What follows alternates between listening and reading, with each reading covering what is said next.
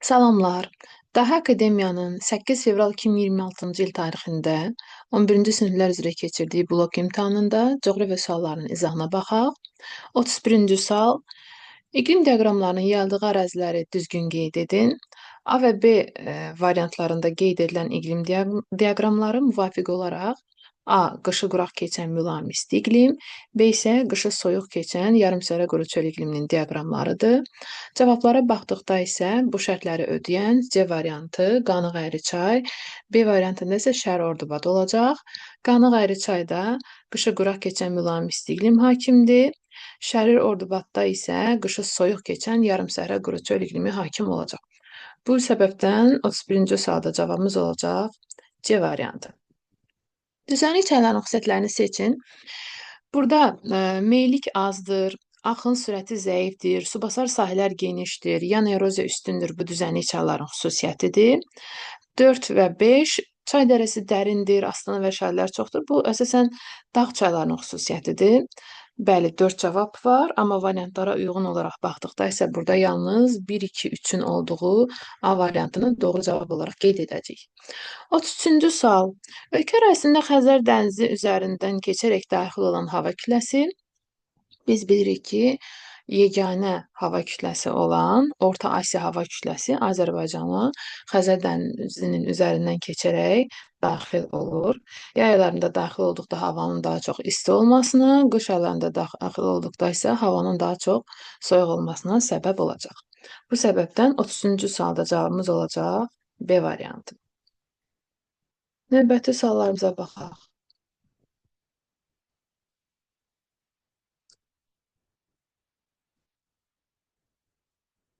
34-cü sual. Cədvələ əsasən müəyyən edin. Biz cədvələ əsasən doğrunun doğru və yanlışın yanlış olduğu variantları qeyd etməliyik. Doğrunun doğru olduğuna baxdıqda, mexaniki tərkibinə görə torpaqlar gilli-gillicəli, qumlu-qumsal olur. Bəli, torpaqlar mexaniki tərkibinə görə 4 yerə bölünür. İllüvial qat humusun altında yerləşən qat olaraq qeyd edəcəyik. Bu doğru cavab deyil. Üçüncü, üst paleozoyda, quruda ilk bitkilər yaranmışdır. Bu Atipozöydə yaranmışdır. Burada yanlışdır. Yanlışa yanlış olduğuna görə cavabımız 3 olacaq. Mezozoy erasında çılpaq toxumlar geniş yayılmaya başlamışdır. Bəli, bu doğru variant olduğuna görə biz bunu yanlışda doğru olaraq qeyd etməyəcəyik. Buna görə 34-cü sualda cavabımız olacaq D variantı. 35-ci sual.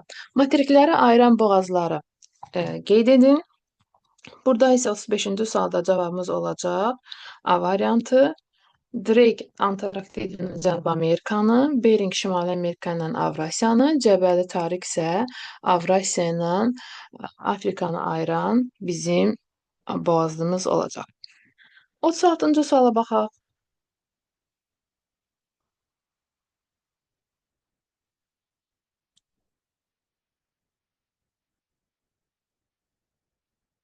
Günəş 10 dərəcə şimal enində zenitdə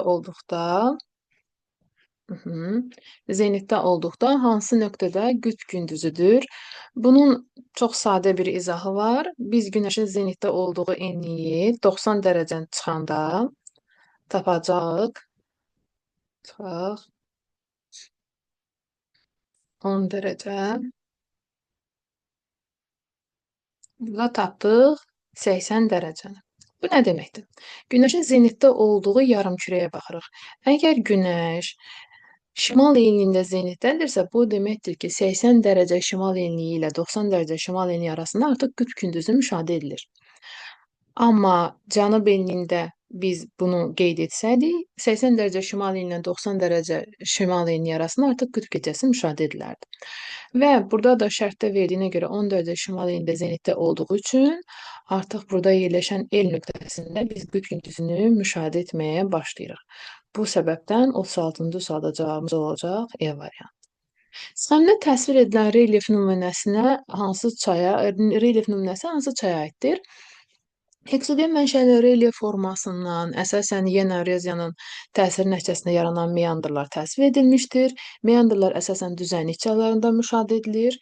Kolorado, Kolumbiya, Samur, Qusar əsasən dağlıq çaylar götürüldüyünə görə və dib eroziya üstün olduqlarına görə kanyonlar müşahidə edildiyi üçün Kürdə isə yan eroziya, yəni şəkildə təsvir edilən meandr formasını müşahidə edəcəyik. Bu səbəbdən 37-ci sualda cavabımız olacaq A variantı.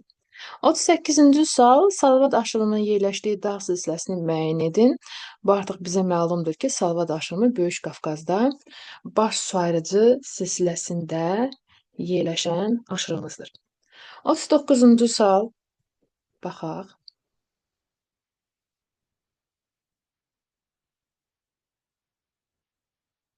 Gölləri mənşəyinə görə düzgün qruplaşdırın. Bizə 4 dənə göl verilibdir. Qarabağ vulkanik yaylasında yerləşdiyinə görə birinci gölümüz vulkanik mənşəli.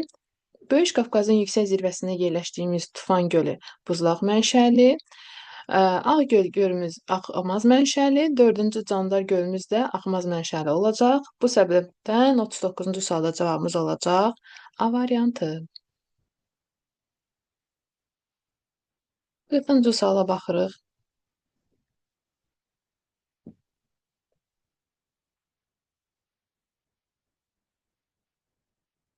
Xəzər dənizinə tökülən çaylardan deyil, Kür, Samur, Volqa, Terik Xəzər dənizinə tökülən çaylardır. Sadəcə biz bilirik ki, Kür çayının ən böyük sağ qolu Arazdır və Araz Kürə tökülür.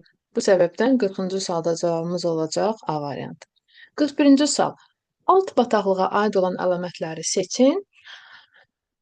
Torfun dan əsasən yanacaq kimi istifadə olunur. Bu üst bataqlığın xüsusiyyətidir. Durğun sutarlarda sfaqnum mamırının yayılması ilə başlayır. Yeni üst bataqlığa aid olan xüsusiyyətdir. Tundra, meşə tundra zonalarında yayılıbdır. Yeni üst bataqlığa aid olan xüsusiyyətdir. 4-5 mineral tərkibli qurun suları ilə qidalanır və torfun qalınlığı az olur. Meşə çöl zonalarında yerləşir. Bu alt bataqlığa aid olan xüsusiyyətdir. Bu səbəbdən 41-ci sualda cavabımız olacaq Y variantı.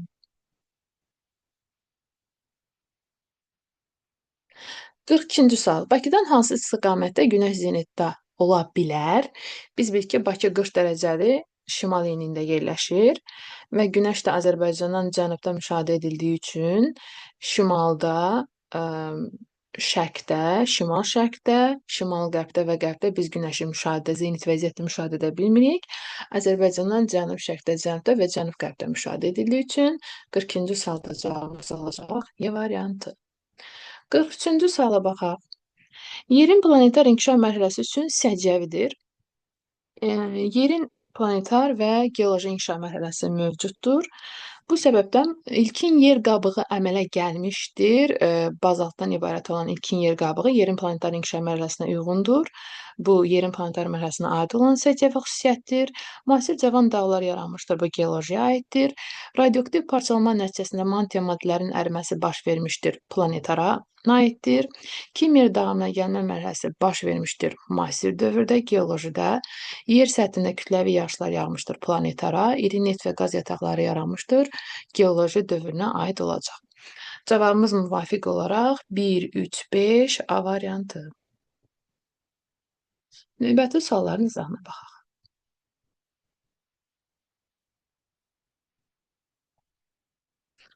46. Eyni tektonik zonada yerləşən nöqtələri müəyyən edin. Biz bilirik ki, Azərbaycan ərazisi 5 tektonik zonada yerləşir. 4, 3 və 6 Böyük Qafqaz tektonik qalxma zonasına aid olacaq. Buna görə cavabımız 3, 4, 6 C variantı olacaq. 44-cü sual cavab olacaq C. 45-ci sual. Bütün saat qurşaqlarında yerləşən materiklər, biz bilirik ki, bütün saat qurşaqlarında yerləşməsi üçün materikin coğrafi mövqeyi qütb olmalıdır ki, bütün meridian xəttləri orada belə deyək də toplansın və bu da müvafiq olaraq Antarktida materikinə yönəlir. 45-ci sualda cavab olacaq Y variantı. 46-cı sual. 4 litr dəniz suyundan 150 qram duz əldə olunmuşdur. Suyun duzluluğunu hesablayın. Suyun duzluluğu dedikdə 1 litr suda olan duzun miqdarı nəzərdə tutulur. Tənasib quracaq sadə 4 litr dəniz suyunda əgər 150 qram və ya da 150 promilli duz varsa, o zaman 1 litrdə də nə qədər olacaq? Fenasitlə burada tapdıqda isə tapırıq ki, 1 litrdə 37,5 promilli və yaxud 37,5 qram duz var. Bu səbəbdən 46-cı sualda cavabımız olacaq D variantı.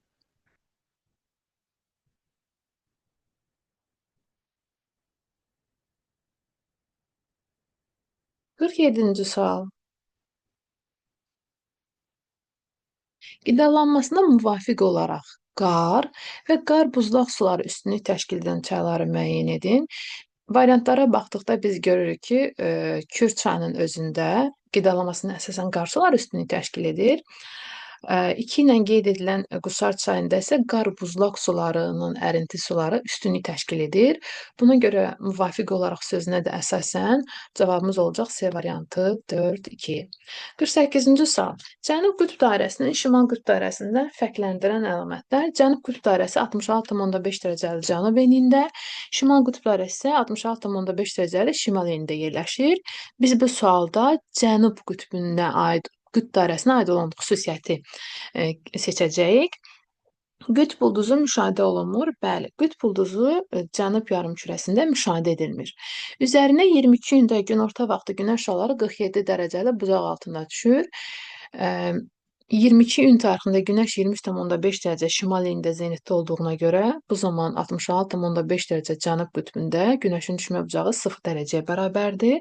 Bu şərti ödəmədi. Yalnız bir materik kəsib keçir. Bəli, Antarktida materikini kəsib keçir. Qütb işıqlanma qurşağının şimal sərhəddini təşkil edir. Bəli, cənub qütb işıqlanma qurşağının şimal sərhəddi 66,5 dərəcəli cənub enindən keçəcək. 21 mart tarixində gündüzün uzunluğu daha çoxdur. Yer kürəsində bu şimal qütb dairəsini fərqləndirən xüsusiyyət deyil. Hər ikisində eyni miqdarda müşahidə ediləcək. Daha böyük məsafədə quru sahəni kəsib keçir. Bu isə doğru cavab deyil. Antarktidanın müəyyən hissəsində su sərhədlərinə də uyğun gələcək. Bu səbəbdən 48-ci sualda cavabımız olacaq B variantı. Cavan platformaların qeyd edək. Cavan platformaların bünövrəsinin əmələ gəldiyi era. Cavan platformalar əsasən paleozoik dövründə bünövrələri paleozoik dövründə formalaşmış platformalar qeyd edəcəyik. Cavab olacaq E variantı. Növbəti sualların izahına baxaq.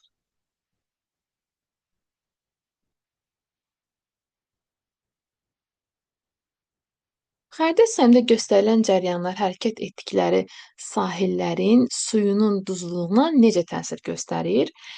1 Gulf Stream cəryanı, 2 Bengel cəryanı, 3 də Crossio cəryanıdır. Biz bilirik ki, Gulf Streamdən Crossio isti cəryan, Bengel isə soyuq cəryandır. Və müvafiq olaraq belə qeyd edək, isti cəryanlar duzluğun artmasına, soyuq cəryanlar isə azalmasına səbəb olur və bunu nəzərdə saxlayaraq cavabımız olacaq B variantı. 51-ci sual. Doğru fikirləri müəyyən edin. Magellan, Polk, Zond boğazları okeanlar arasında su əlaqəsini təşkil edir. Magellan zond təşkil etsə də Polk Şri-Lanka ilə Hindistan arasında yerləşən boğazdır və Hind okeanında yerləşir. Bu səbəbdən verilən şərti ödəmir. Qalpaqos, Havay, İslandiya adaları vulkanik mənşəli olsalar da, eyni okeanda yerləşirlər fikri yanlışdır. İslandiya Atlantik, Qalpaqos hava isə sakit okeandır. Filippin, Qırmızı Baltik dənizləri eyni yarımkürədə yerləşirlər. Bəli, hər üçü şimal və şərq yarımkürəsində yerləşir. Davis, Malakka boğazları adaları bir-birindən ayırır. Malakka yarımadasını bir-birindən ayıracaq şərti ödəmir. Baltik və Qara dənizləri oxşar cəhətdə onların daxili dəniz olması bəli. Fərqli cəhəti isə Baltik dənizinin 2 dəniz sahillərini yumasıdır. Xeyr, Baltik dənizi 1-2 dəniz sahilini yuyur. Bu səbəbdən cavabımız olacaq C variantı.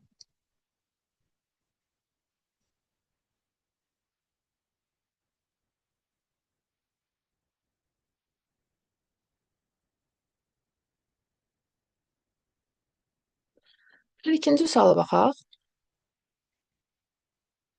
Karst proseslərinin intensiv inkişaf etdiyi süxurlar, biz bilik ki, karst prosesləri yeraltı suların fəaliyyəti nəticəsində əmələ gəlir və bu da əsasən əhəngdaşı, gips, dolomit kimi suxurlarda formalaşır. 2-ci sualda cavabımız olacaq B variantı.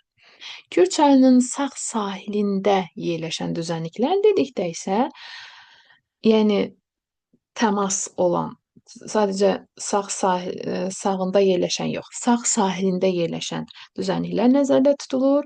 Burada isə biz Mili, həmçinin də Səlyan düzünü və Qarabağ düzünün özünü qeyd edəcəyik. Şirvanla cənub-şərqi Şirvan sol tərəfində yerləşəcək. İncə isə sağında yerləşsə də sahilində yerləşən düzənlikimiz deyil. Müvafiq olaraq cavab olacaq 1, 2, 5. 54-cü sual. Trias dövrünün suxurlarının yayıldığı əraziləri müəyyən edin. Biz bilirik ki, Mezozoyun Trias dövrünün suxurları yalnız Dəryaz ərazisində yerləşir. Burada isə müvafiq olaraq cavabımız olacaq 2.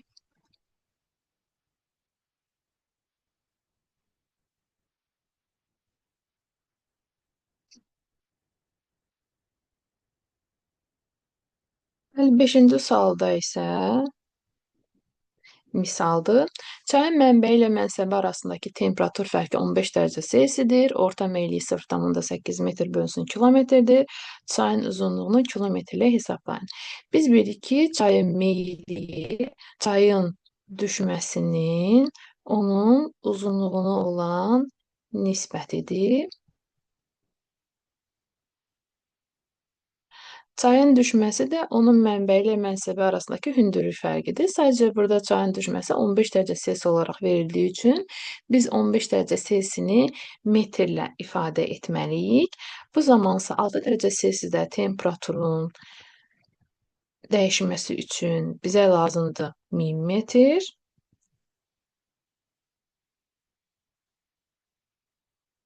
Demək, 15 dərəcə Selsi dəyişməsi üçün isə bizə lazım olacaq nə qədər? Bəli. 2500 metr. Biz buradan tapırıq ki, çayın düşməsi 2500 metrə bərabərdir. Və bu zaman L-i tapmaq üçün D bölünsün M düsturuna keçid edirik. Yəni, çayın uzunluğunu tapmaq üçün çayın düşməsini onun meyilliyinə bölmək. Bu zaman isə biz bölürük ki, belə yazacağım, 2500 bölünsün 0,8. Onsuz riyazi həllə getdikdə bu şəkildə yazacağıq. 8-də 10 və cavabımız olacaq. Burada qeyd edəcəm 3125 kilometr. Yəni bizim çayımızın uzunluğu 3125 kilometrə bərabərdir. Cavabımız olacaq bu şəkildə. Gəldik 36-cı sual.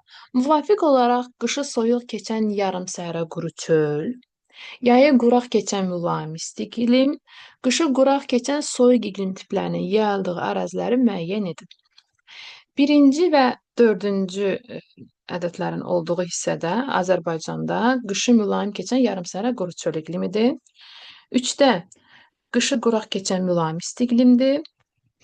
Müvafiq olaraq 2-də isə dağ tundra iqlimidir. Amma şərti ödəyən qışı quraq keçən yarımsəhərə quru çöl iqlimi 6-da, yayı quraq keçən mülayim isti iqlim 7-də, qışı quraq keçən soyuq iqlim tipi isə 5-dədir. Yəni, ardıcılıqla üstünlükdə çəkilsin müvafiq olaraq 6, 7 və 5 bizim doğru cavablarımızdır. 7-ci sual. Uyğunluğu müəyyən edin. Vulkanik mənşəli adalar, materik mənşəli adalar verilibdir.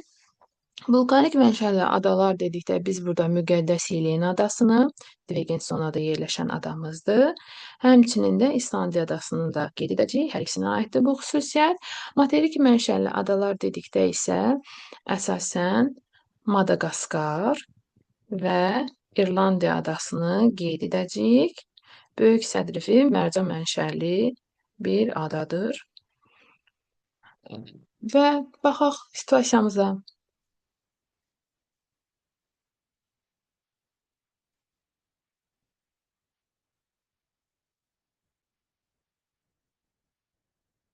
Ən böyük materikin daxili hissəsində okean səviyyəsində -27 metr aşağıda yerləşən dünyanın ən böyük ağarsız gölüdür. Bu su hövzəsi öz böyüklüyünə və suyunun duzluğuna görə dəniz adlandırılsa da, dünya okeanı ilə birbaşa təbii əlaqəsi yoxdur.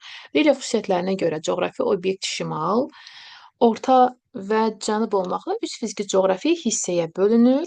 Situasiyanı oxuduqda, bəli, düz düşündünüz. Burdaca söhbət Xəzər dənizindən gedirdi. Ən böyük materikin daxil hissəsində Avrasiya nəzərdə tutulub burada və -27 metr okean səviyyəsindən aşağı olması Xəzər dənizinə aid olan xüsusiyyətdir. Və buna nəzərən 58, 59, 60-cı sualların izahına baxaq. Mənşəyini yerləşdiyi yarımkürələrə və sahil xəttini yuyan ölkələrə görə qruplaşdırın. Mənşəyinə görə Xəzər dənizinin tektonik çökəklikdə yerləşdiyinə görə və əyilmə zonasına uyğun gəlir. Bunun xüsusiyyətinə görə tektonik mənşəli göllərə aid edilir. Həmçinin də qədimdə olan Tets okeanının qalığı olduğuna görə relik qalıq mənşəli göllər də mənşəyinə uyğun gəlir. Yerləşdiyi yarımkürələr şimal və şərq. Sahil xəttini yuyan ölkələrə isə Rusiya, Qazaxıstan, Türkmənistan, İran, Azərbaycan aiddir. 59-cu sualda duzluğu 13 promilli olan 5 ton suyunu buxarlandırsaq nə qədər duz əldə edə bilərik? Əgər 1 litrdə 13 promilliyə bərabərdirsə, bu deməkdir ki, 1 tonda bunun qiyməti olacaq 13 kiloqram. 13 kiloqram.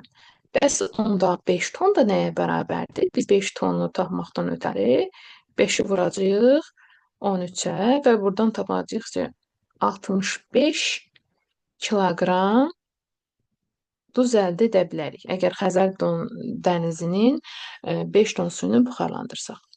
60-cı sualda isə əsas problemlərini qeyd edində isə Xəzər dənizinin əsas 3 problemi var: bioloji problem, ekoloji və səviyyə tərəddüdü. Bugünkü sualların izahı bu qədər. Uğurlar.